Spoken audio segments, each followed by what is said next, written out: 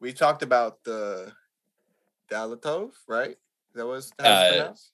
Dyatlov Pass. Dyatlov. I'm not. Fuck that word too. Dyatlov. Yep. It's Russian. We talked about the Russian urban tale. We've talked about the Jersey Devil. We've talked about clowns. We've talked about what else? We talk about spooky mommy. We talked about staircases. Yeah. Oh, Shadow Dark mommy. Shadow mommy. Shadow Dark mommy. Dark mommy sounds hot. That's a subreddit page. Dark mommies. Hell yeah! I bet. Well, if it's not, it is now. Ahead of the curve. Yep.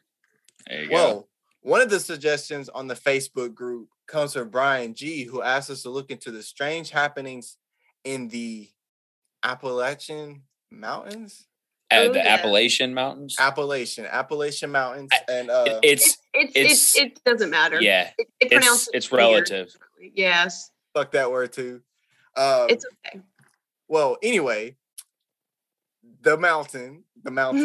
Upon researching this topic, I was able to come across several stories, several sightings and incidents. You know, your occasional Bigfoot sighting, your story of the Mothman, the military. They like to test out jets or whatnot, so you might get your occasional UFO story. You even have your 100% factual stories happening in the areas, such as Raymond Robinson, also known as Charlie No Face or the Green Man. He was a severely disfigured man who enjoyed long walks at night so that he could avoid creating fear in the public during the day due to his damaged face. And he was a real person who was liked by his family and friends, but became an urban legend. And he passed away in 1985, so that's relatively recent. One thing I noticed is that there's a lot of stories, whether real or just an urban legend. So before I begin with the story to close out the podcast, I want to implore listeners, my fellow podcasters with me, to look into this place if you're interested in spooky and strange happenings. And there's a lot of stories. Let me go to this link. So this following story that I'm talking about can actually be found on the No Sleep Reddit page, and it was submitted by Worcester Street. And I'm actually going to send you guys a picture about halfway through the story when I get to a certain part. So be on the lookout for that. But the title is There's Something Unnatural in the Rocky Mountains. And so it starts out as such. We've gone to visit my wife, Sarah's family, every summer since we got married. Since we got married 4 years ago, and they live in a small town way up in the mountains. Her parents own a lot of land, so we spend our time riding ATVs and hiking trails. Sounds like the ideal dream of any white person that I know. Good for you, Sarah. I like four-wheelers and shit like that. Exactly. Yeah, that's kind of cool. I could get down with that. And so continuing on the story, they say a while back, I took a week off of work. We drove up to spend some time with Sarah's parents and siblings. It was a good time. The week passed way too quick. Sunday rolled around and we loaded up our crappy old sedan for the drive home. Sedan. We left her parents' place in the late afternoon and had started winding our way down the mountain towards the highway when Sarah sighed. Great, check it out. She handed me her phone. It showed that the highway was red with traffic for something like 25 miles on the highway. Assuming that it must have been an accident, they don't want to sit in traffic for a while, so they pulled to the side of the road, and he pulls out his phone, and he saw there was a long road that cut through the mountains for nearly 50 miles that would finally rejoin the highway after traffic ended. So avoiding traffic, he figured that going slow on an old windy road was better than sitting in stop and go traffic for 5 hours. Boy, was he fucking wrong. Sarah was very against the decision. Makes sense. She's from the area. When he asked her why, she just told him that she had a bad feeling about it. Still somehow convinced her that we'd be fine. Again, a motherfucking lie. So instead of turning right, they head down towards the instead of turning right and heading down towards the highway, they turned left and headed deeper into the mountains. And the road turned to dirt pretty quick. That's when you know you fucked up, when you're on the dirt road. Oh God, I've been there before. Oh fuck. Yeah. I'm feeling anxiety, dude. I'm there. I'm like, and she has your same name, so it could be you. Dude. I'm in so it right Sarah now. jumped into the back seat so she could stretch out, and she recorded some of what we saw out the window. I was shocked at how deserted it was. We only passed one house over the entire hour, not a single car. Sarah recorded some video on the drive, which you can see here. Again, I'll send you guys the link after the episode. So if you want to see any of the footage or videos, photography, photos, anything like that. We've been on the road for a little over an hour. When we came up around the hill, up and ahead, there was a single crashed car just off the road. I pulled off to the side of the road and I got out to take a closer look. Why would he do this? I don't know, but he's white. He's white. It's in the white person's, it's in them to check out something that just doesn't seem right. And so he grabs his phone to call 911, but realized he has no signal, not even roaming. So that sucks so bad. No signal, 50 miles into the middle of nowhere on a dirt road. Why would you keep driving? Car. Why would you do that? Turn around. He's too far in. He's too far in. He has to check it out. Where does he think he's going? Where does he think? Dude, I don't understand. Okay, all right. Keep going. All right. So he goes around to the driver's side of the car and he sees that the driver's window was shattered with no sign of the driver anywhere. Oh, fuck. Get out of there. Get out of there. Sarah walked to the front of the car and she put her hand on the hood. Engine's cold. That means it's been at least a couple hours since the crash, right? Are we the first ones on this road to drive by? Probably so. I told her I didn't know, but that it could be with how few people we've seen. And she pointed to the broken glass from the window. Seems like a lot of this glass is inside the car. If the driver busted it to get out, wouldn't it make sense that it'd be on the ground beside the car? She was right. Of course she was right. Women are always right. Listen to your woman. The inside of the car was littered with safety glass from the window. I looked closer and saw flecks of blood covering some surfaces too. Where's the driver though? I didn't like that. I told Sarah it was time to go and that we called somebody once we had cell signal. She agreed and we hopped back in the car. I turned the key into the ignition and I heard the rapid clicking noise that meant my battery was dead. Oh.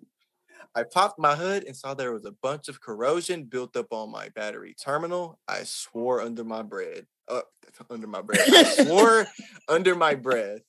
And Sarah asked, what does that mean?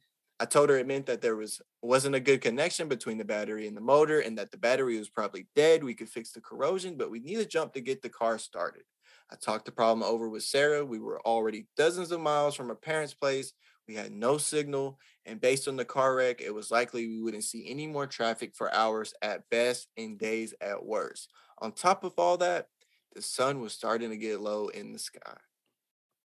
We needed to find someone with jumper cables. I remembered that we passed a house a few miles back on the road. I figured it'd be best if Sarah stayed with our car on the side of the road, so I started walking back by myself. Okay, pause.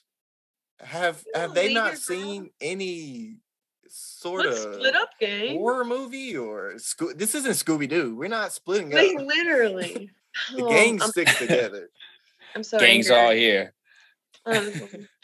Continuing on the story, it took me a little more than an hour of walking before I saw the house again. The house had a strange architecture with part of the top floor hanging over the lower floor.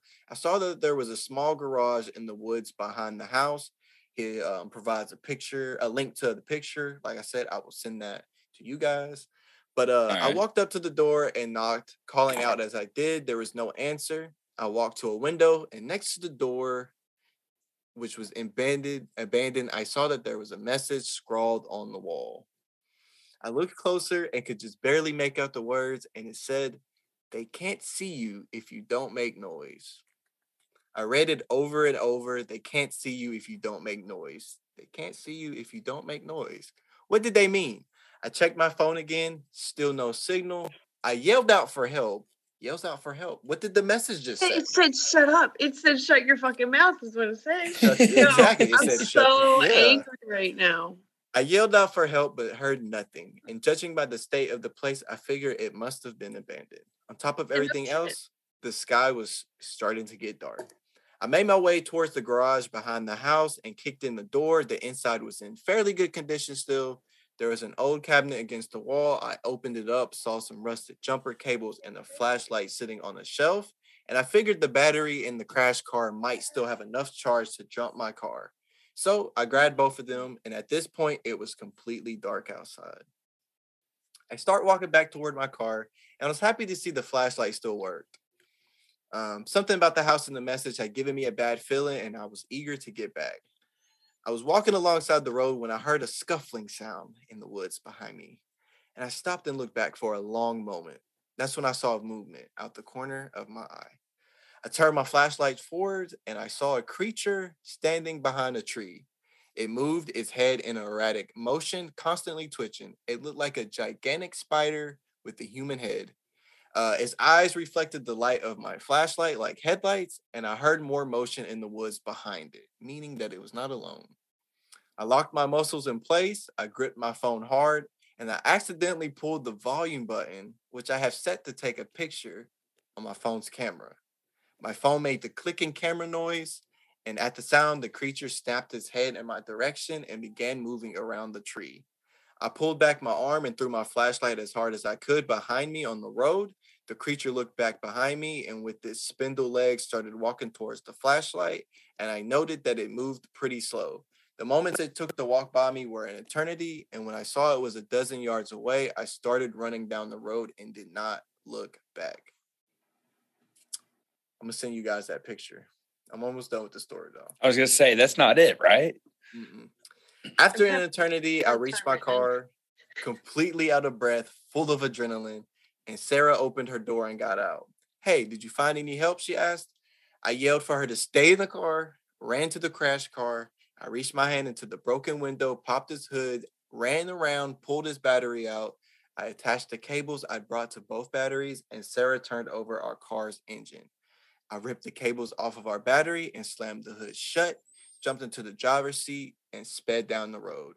Once we made it home, I told Sarah about what happened. She started bawling and told me that she heard stories while growing up about the valley that we've been in, and that it was the reason she was hesitant earlier. She never imagined that there was anything to them. All right, that's the end of the story. I'm going to send you guys this picture. All right, well, I sent the group. Oh, you sent them? Okay. Yeah, I sent the group chat the picture, and I texted you the picture, AJ. Oh, fuck that. Yeah, I don't like it. Notice behind What? it the set of eyes. The eyes. Yeah, There's another set. two more. Yeah, I see it. There's one on the down left and then on the right. I see 3. Hold on, let me turn my brightness up.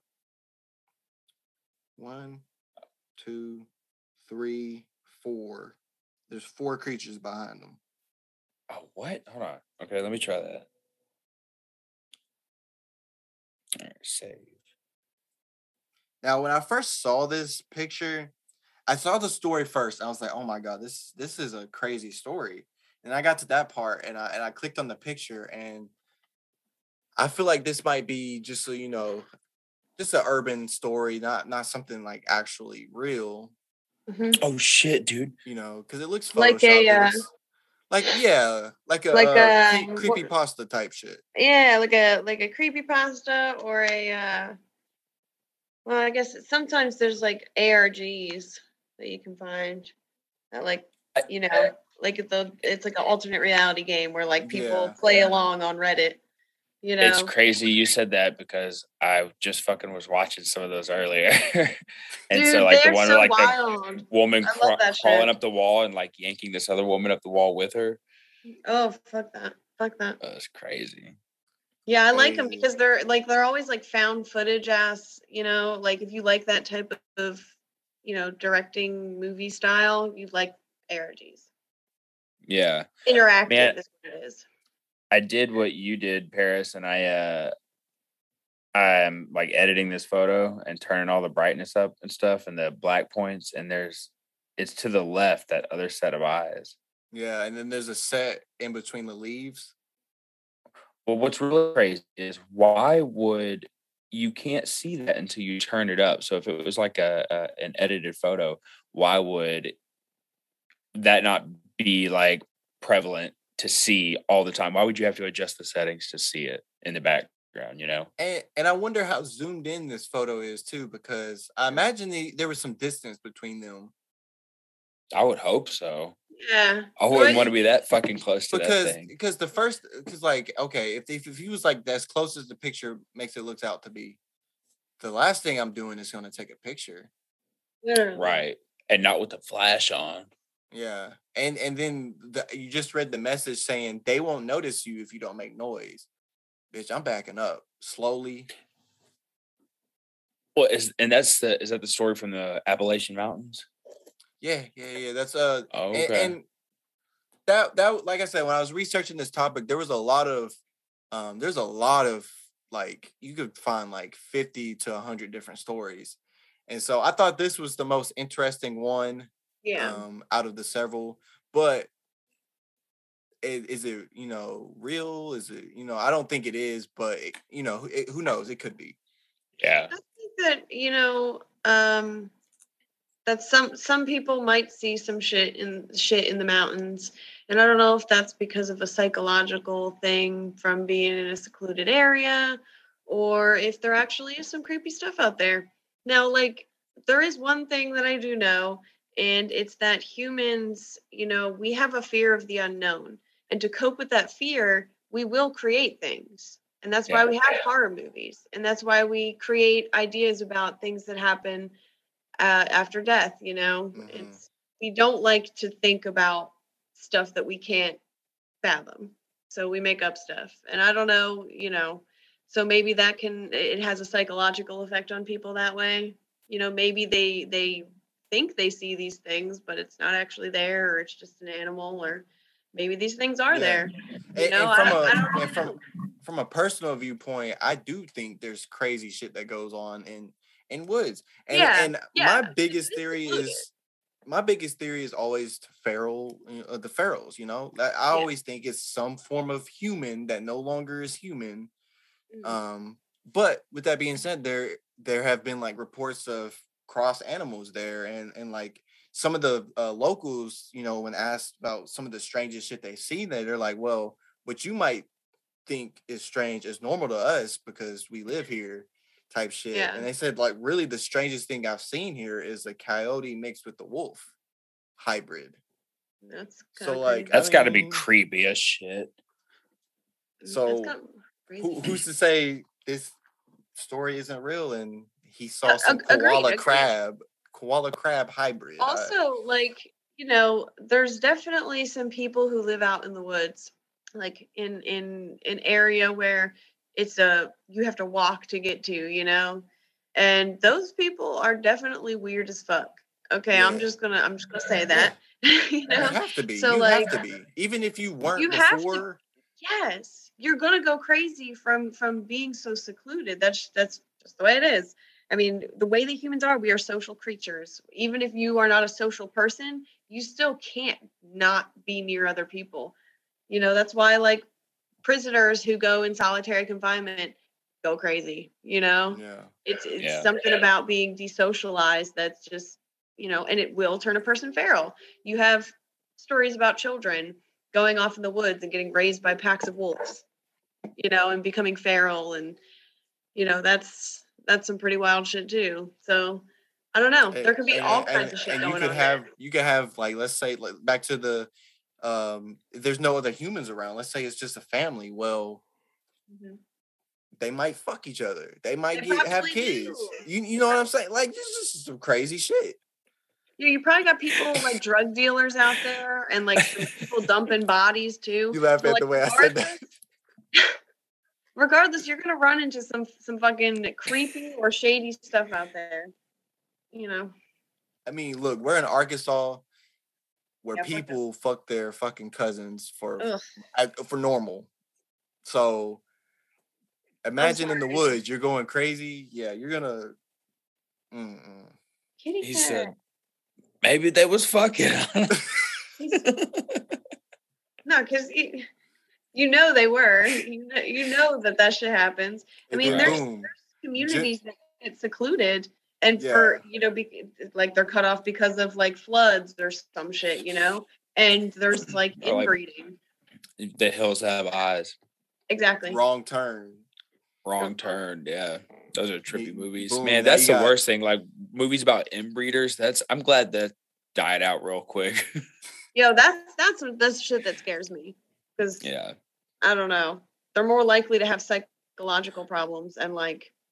Well, to go along with it, I think that the Wrong Turn, that whole series, I think it took place in the Appalachian Mountains. Probably did. Yeah. Because that was based on a true story. Yeah, give me a second. I'll look that up real quick. What was it? Wrong Turn based on true story. Yeah. Well, where is this place at? Is this in Wyoming? Where is this at? No. I don't want to. Can you cut me looking that up?